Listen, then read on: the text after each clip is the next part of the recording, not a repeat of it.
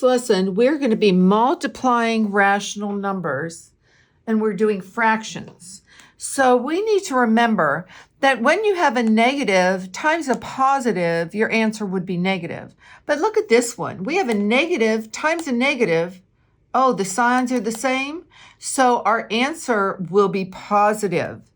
And here, if we have two positives, we know the answer is positive. So we'll be reviewing that throughout this lesson. When you're multiplying positive and negative fractions, it's just like multiplying fractions. And I'm looking to see if I call it my helping hands, if I can simplify any of these numbers that are across from each other in order to be working with smaller numbers. And for this one, 3 and 5 don't have a common factor, and 1 and 4 does not. So I'm just going to multiply straight across. Remember, I had a negative there, so I'm putting my negative symbol. This guy was positive, and 5 times 1 is 5, and 4 times 3 is 12. So our answer is negative 5/12. That is in simplest form, so we are finished. So looking at this next problem, this is an example of why you would not want to multiply just straight across. You get a 56 over 7 times 10 is 70. So I don't want to have to simplify such a big number. I'm doing what I call my helping hand. So that means that my 8 and my 10, I'm looking for a common factor. Well, they're both even, and the largest factor they have in common actually is 2. So I know that 8 divided by 2 is 4, and 10 divided by 2 is 5. So now I'm going to look at the other direction. There's 7s. Well, 7 divided by 7 is 1, and 7 divided by 7 is 1. Notice how excited I was because I am dealing with real small numbers now. So 4 times 1 is 4, and 1 times 5 is 5. Remember, these were both positive, so our answer will be positive. And there it is. Instead of having something large and having to worry about simplifying.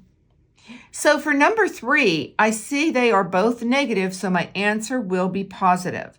And sometimes I just go ahead and I do this, so I remember in the end that my answer is positive, because when you start marking up your problem, sometimes your signs get hidden. But remember, when you have a whole number, you put it over 1. So when I'm looking with my helping hands, my simplifying, 2 and 7, you cannot simplify. And 1 and a 3, you cannot simplify. So I'm just going to multiply straight across. 2 times 3 is 6. 1 times 7 is 7. And remember, our answer is positive because both of these were negative. All right, number 4. I could multiply straight across, and I could end up with 1236 and then have to simplify. But I like to, it's called cross simplify before you multiply. So when I see matching numbers, I know I can divide by that number. 4 divided by 4 is 1. 4 divided by 4 is 1. And now looking at the other cross simplifying, I know 3 is a common factor. 3 divided by 3 is 1. 9 divided by 3 is 3. And notice they were both positive, so I end up with 1 over 3 times 1 is 3. My answer is 1/3, and it is positive. Well, the next problem, we actually have to change these now to improper fractions before we can multiply.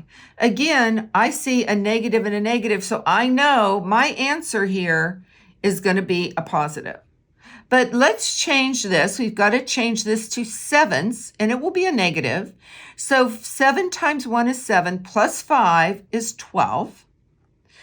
And here's my time sign. We're going to change this to halves, and remember, it is a negative. So 2 times 2 is 4, plus 1 is 5. Looking at this problem, I'm like, okay, now I know I can go ahead and simplify my 12 and my 2 because they both have 2 as a common factor. 2 divided by 2 is 1. 12 divided by 2 is 6. And now I'm looking at my 5 and my 7. I cannot simplify those. So I have 6 times 5 is 30, and 7 times 1 is 7. So, and I'm going to write this down here so you can see it. It's 37s. Well, usually you could leave that, but they like it written as a mixed number in the end. So I'm going to see how many 7s. 30 divided by 7 is 4, because 4 times 7 is 28, and I will have 2 7s left over. So in simplest terms, it is the mixed number of 4 and 2 7s. So the next one, we have a negative and a positive. We need to rewrite the first one, and I need to know how many fourths I have. Well, remember, you multiply and then you add. 4 times 1 is 4, plus 1 is 5. And I am going to go ahead and put my 9 over 1. And I'm looking at this. Can I go ahead and simplify this way? Nope. Does 4 and 9 have anything in common? No. So I'm just going to multiply straight across. And remember, a negative times a positive is a negative. 4 times 5 is 45. 4 times 1 is 4. Well, we know that 4 can go into 45. And remember, look, I brought my negative sign over. 11 times, because 11 times 4 is 44. Yes, that is an 11. My hand got stuck on the board. And I have 1 left over. So it's a negative 11 and 1/4. If this video was helpful to you today, please add a like, comment, and most importantly, subscribe for more Math with Marcia. See you again soon.